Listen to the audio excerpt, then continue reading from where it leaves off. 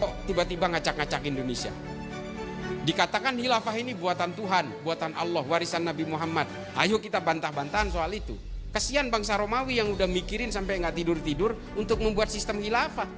Terus tiba-tiba ini diakui dari ini buatan Tuhan, ini buatan orang Islam. Bukan. Sistem syura yang dipakai Khulafaur Rasyidin itu sudah dibikin oleh bangsa Romawi 1400 tahun yang lalu.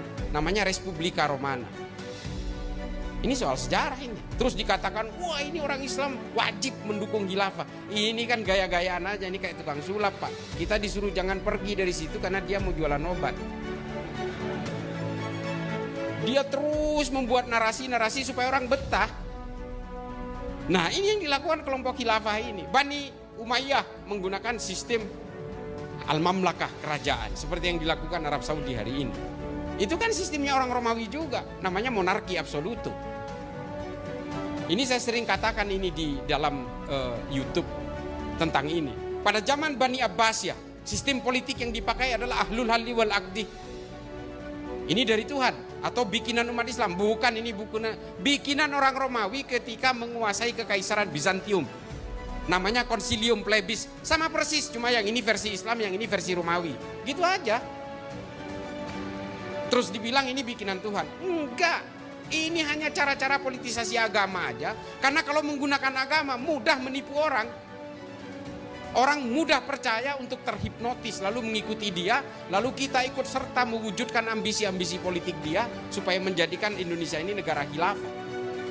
Oh ibu sekalian, soal teroris, saya mau cerita soal teroris kemarin. Saya hari ini selama 3 hari terakhir saya betul-betul dibantai oleh pengikutnya Ustadz Abdus Somad. Karena saya berusaha membantah fatwa dia tentang harokah istishhadiyah dan harokah intiradiyah. Nah ini selalu dipakai, percaya nggak Bapak? Konon Ustadz Abdus Somad menggunakan fatwa ini untuk pejuang Palestina yang melakukan bom bunuh diri.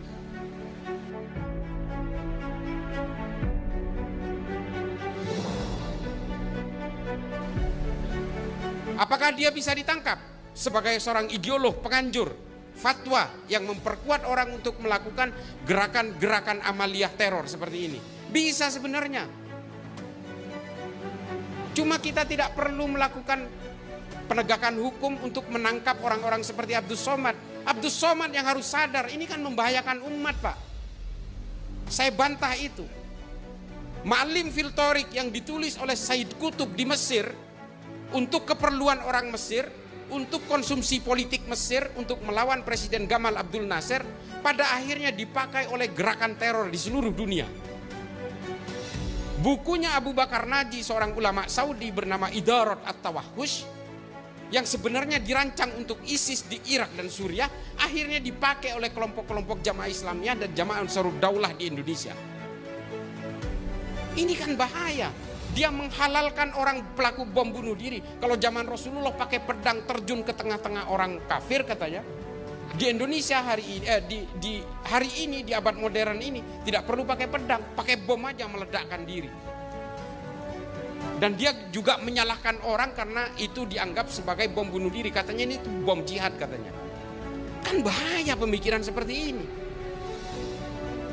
Ini loh kalau kebanyakan ceramah tapi sambil memelihara Harley Davidson. Saya nggak mau mencaci maki dia, enggak, tapi tolong ini diralat fatwanya. Karena imbasnya kepada umat sungguh luar biasa Pak. Saya pikir dia anti Wahabi, ternyata nggak juga, sama kelakuannya.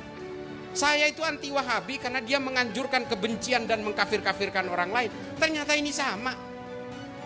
Ini yang saya maksud dengan upaya memecah belah kalangan Nahdien dari dalam. Yang mencaci maki saya karena saya melawan dari fatwanya UAS ini siapa? Orang-orang Madura juga. Orang-orang NU juga, coba bayangin. Saya marah kalau ini. Karena hasil dari interogasi terhadap berbagai teroris itu, salah satu yang menjadi rujukan adalah fatwa-fatwa dari ulama seperti Abdus Somad. Yang memperbolehkan untuk terjun ke tengah-tengah orang dan meledakkan diri. Memang ada disclaimer yang dikatakan oleh Abdus Somad di dalam videonya. Untuk wilayah-wilayah perang boleh melakukan itu. Di Indonesia sebagai negara aman tidak boleh katanya. Tapi menurut teroris kan ini bukan daerah aman. Menurut teroris Indonesia ini kan Darul Harb.